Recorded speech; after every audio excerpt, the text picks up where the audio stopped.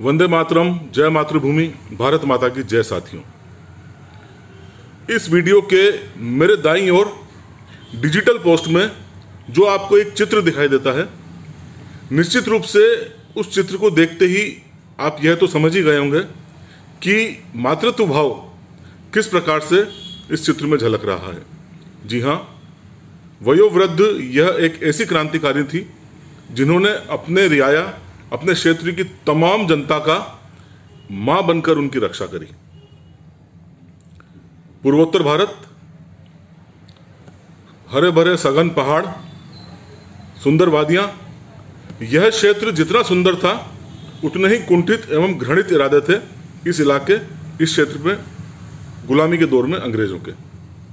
ऐसे ही दौर में, ऐसे ही समय जन्म होता है इस महान वीरांगना रोपुई लियानी का, मिजोरम की सघन पहाड़ी क्षेत्रों में।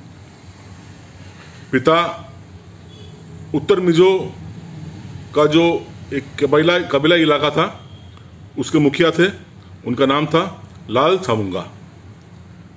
एवं इस महान वीरांगना बचपन से ही अपने पिता को ये देखा करती थी, उनकी वीरता, उनकी दृढ़ निश्चय, उनका बहुत ज़्यादा प्रभाव रोपुई लियानी पर पड़ा।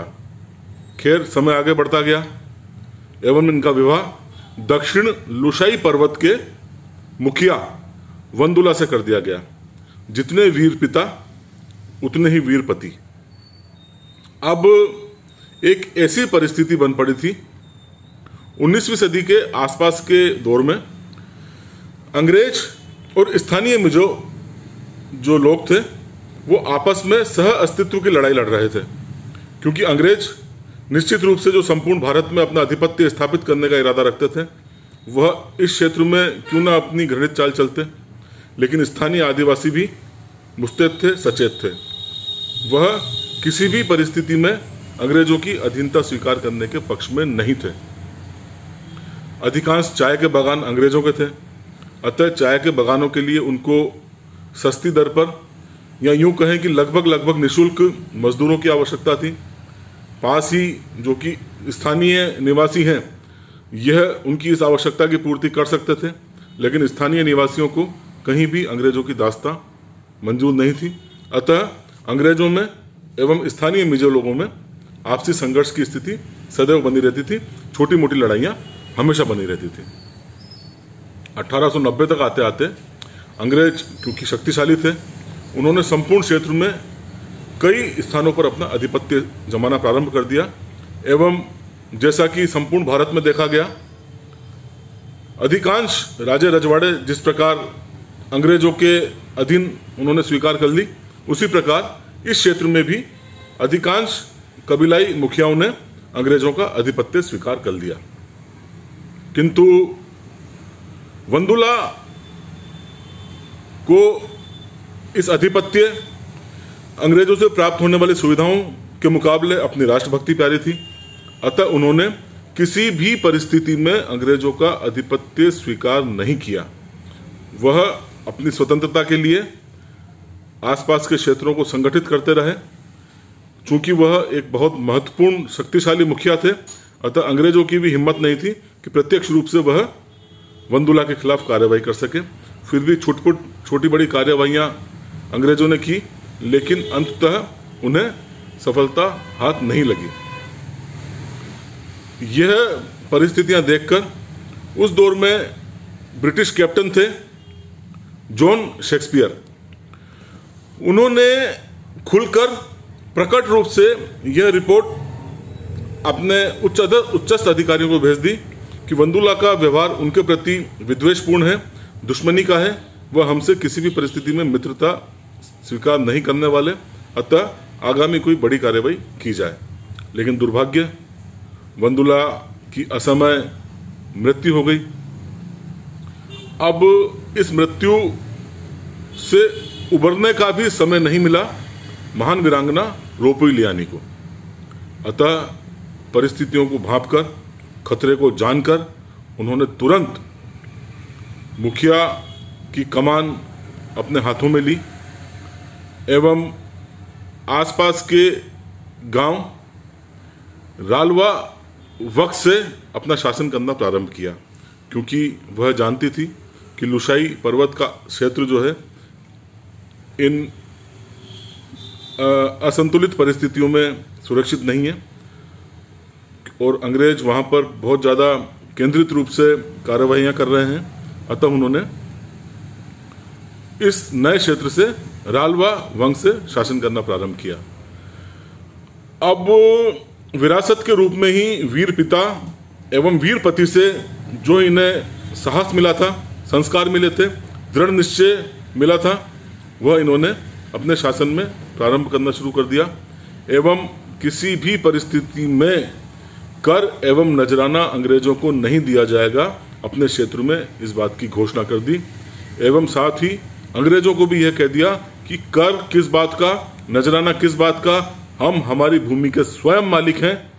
जब हम स्वयं मालिक हैं तो कर किस बात का। यह अंग्रेजों के विरुद्ध एक खुली विद्रोह था, अंग्रेजों को एक खुली चेतावनी थी। साथ ही जबरन मजदूरी करने के लिए स्थानीय लोगों को अंग्रेज उठा ले जाते थे, उन पर दबाव बनाते थे। रोपोई लियानी ने अपने क्षेत्र की जनता को सख्त हिदायत दे डाली कि किन्हीं भी परिस्थितियों में न अंग्रेजों की मजदूरी करनी है, न ही उन्हें किसी भी प्रकार का कर देना है। अब ऐसी परिस्थितियों में क्षेत्र में अपनी धाक स्थापित करना, बनाए रखना अंग्रेजों के लिए नामुमकिन हो गया। अपने पुत्र को भी उन्होंने अपने ही भांति दृढ़ निश्चय एवं शक्ति से, संस्कारों से परिपूर्ण किया एवं अपने पुत्र को भी अस्त्र शस्त्र एकत्रीकरण एवं अस्त्र शस्त्र की शिक्षा में उन्होंने सक्रिय कर दिया। अब जैसे जैसे रोपोई लियानी का वर्चस्व बढ़ता गया, उनकी सक्रियता बढ़ती गई, उनका दृढ़ निश्चय बढ़ता गया, ऐसे मुखिया जो अंग्रेजों की अधीनता स्वीकार करने के पक्ष में नहीं थे, वह उनकी एक छत्र नेता बन गई। और इनकी सामर्थ्य, इनकी शक्ति का अनुमान इसी बात से लगाया जा सकता है कि बार बार अंग्रेजों द्वारा सैनिक कार्यवाही इनके क्षेत्रों में की जाती रही, लेकिन बार बार माकूल जवाब दिया गया एवं लेफ्टिनेंट स्टीवर्ट एवं उनके सहयोगी सिपाहियों की एक बार तो हत्या भी कर दी गई रोपोई लियानी एवं इनकी सेना द्वारा। अंग्रेजों द्वारा एक और घृणित एवं कुंठित दृष्टि से यहाँ के स्थानीय लोगों को देखा जाता था, उनसे कुलीगिरी कराने का कार्य करवाया जाता था। अब जो जो लोग अंग्रेजों के आधिपत्य में आते गए, उन्होंने भी ये महसूस किया कि उनकी जिंदगी तो बद से बदतर होती जा रही है। कुली जैसा घृणित कार्य कराया जा रहा है जो कि मिजो रीति रिवाजों के विरुद्ध था।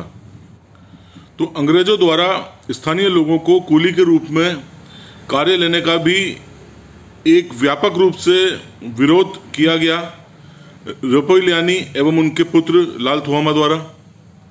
अब अंग्रेज यह समझ गए कि यह इनके मार्ग के सबसे बड़े कंटक हैं। यदि इस क्षेत्र में आधिपत्य स्थापित करना है तो किसी भी प्रकार रोपोई लियानी को मार्ग में से हटाना होगा। अतः यह और अधिक घृणित एवं कुंठित चालें चलने लगे। 1893 में उसी दुष्ट लेफ्टिनेंट शेक्सपियर के नेतृत्व में एक बड़े अभियान की योजना तैयार की गई एवं जैसा कि अंग्रेजों की नीति थी, छल एवं कपट से यह कभी भी परहेज नहीं करते थे। 1993 में तड़के एक सुबह अंधेरा, मतलब भोर उगने से पहले ही, सूरज उगने से पहले ही शेक्सपियर एवं उनकी सेना ने रोपोई लियानी एवं उनके पुत्र लाल थुआमा पर आक्रमण कर दिया। रात्रि में सोते हुए वीर क्रांतिकारी कोई प्रत्युत्तर ही नहीं दे पाए, उससे पहले ही उन्हें गिरफ्तार कर लिया गया। एवं गिरफ्तार करने के बाद, क्योंकि प्रमुख नेता ही गिरफ्तार हो चुकी हैं, तो अन्य साथियों ने भी बहुत ज़्यादा प्रतिक्रिया नहीं दी एवं गिरफ्तार करने के बाद इन पर महत्वपूर्ण 3 आरोप लगाए गए मां एवं पुत्र पर। प्रथम, अंग्रेजों के खिलाफ लोगों को भड़काने का आरोप। द्वितीय, सरकारी मुलाजिमों की हत्या का आरोप। एवं तीसरा, अंग्रेजों के विरुद्ध षड्यंत्र रचने का आरोप एवं इन तमाम आरोपों को संगीन माना गया एवं यह अंग्रेजों के लिए इतनी बड़ी घटना थी कि स्वयं लेफ्टिनेंट शेक्सपियर ने अपनी बुक में जो आगे रिपोर्टिंग की जाती है उसमें लिखा कि यह एक बहुत ही अत्यंत महत्वपूर्ण गिरफ्तारी है एवं इस गिरफ्तारी से ही हमारे आगे के जितने भी अभियान हैं, जितने भी हमारे आगे की योजना है वह सफल हो पाएंगी। खैर, अब सबसे बड़ा अंग्रेजों को शंका थी कि इतनी बड़ी नेता को जब गिरफ्तार कर लिया गया है, उनके पुत्र को गिरफ्तार कर लिया गया है, निश्चित रूप से यदि यहीं कहीं इन्हें रखा जाएगा तो जन विद्रोह भड़क सकता है।